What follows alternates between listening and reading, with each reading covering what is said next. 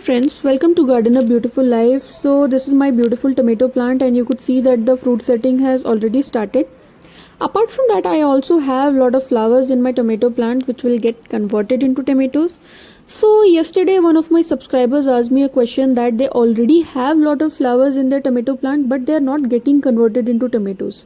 So basically the fruit setting is not happening. So this is also a very common problem when it comes to tomato plant. In this video, I would be talking about the steps you could take to avoid that, and please watch the video till the end for the solution. So if you're not getting tomatoes in your plant despite having flowers, the first thing you should know is the pollination is not happening in your plant. Yes, so pollination is caused by bees, winds and insects also. But it might be you live in a higher rise or you live in an enclosed place where the pollination is not happening by natural ways. So the first thing you have to do is you have to just do the hand pollination. So you could see that I'm just giving a gentle tap on the back of the flower. So this is the way you could hand pollinate the tomato flower when it is not getting pollinated by the natural ways. So a gentle tap or a tickle on the back of the flower would be good enough for pollinating the flower. So you could do it daily for half a minute till the flower gets converted into fruit, and that will be really beneficial because it has really helped me for the fruit setting. You could see that I have got a lot of tomatoes now. So this was also my problem and I just tried this method and it has really worked for me. So you could just give a gentle tap on the back of the flower and it will result in pollination. Now the question is, why are we doing the tapping thing for the pollination? So in tomato plants, the male and the female part are adjacent to each other.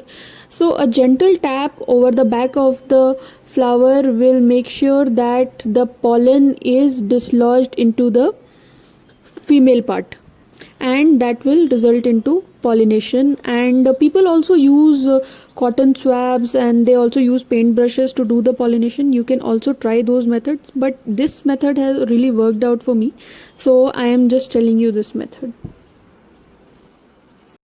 Now let's move on to the second thing regarding the bud drop, and that is watering. Yes, so whenever your tomato plant has entered the flowering stage and you could see that there are a lot of flowers in your tomato plant, you should water it little less. So suppose you were watering it daily, you can reduce it to alternate days, or you could reduce the quantity of water which you were giving to tomato plant.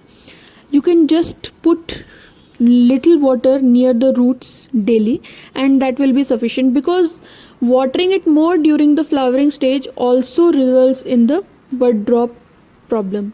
Make sure whenever your plant has entered the flowering stage, you start watering it little less which you were watering during the early stages of tomato plant. Now the third thing which can result in bud drop is temperature variation. Yes, so generally it happens for the tomato plant which are kept in open, but not for those which are there in the balcony or enclosed area.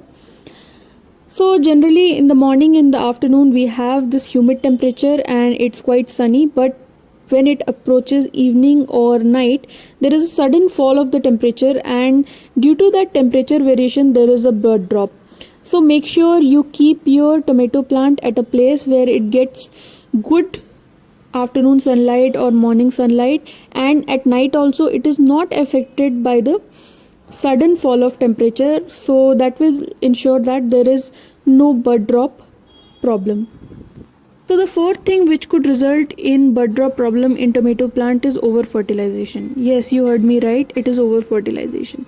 So generally tomatoes are considered as heavy feeders, but if you don't fertilize your tomato plant in moderation or in prescribed intervals or the amount which is prescribed for your tomato plant, then the bud drop problem will certainly happen to your plant. So make sure you give the fertilizers in moderation, in prescribed intervals and in prescribed amount. So this was my video regarding the bud drop problem in tomato plant. Hope this is very helpful for you and you can apply these tips and tricks when your flowers are not getting converted into tomatoes. And I will be again back with another video, so please subscribe to my channel, please share my videos and do let me know in the comment box if you like the video.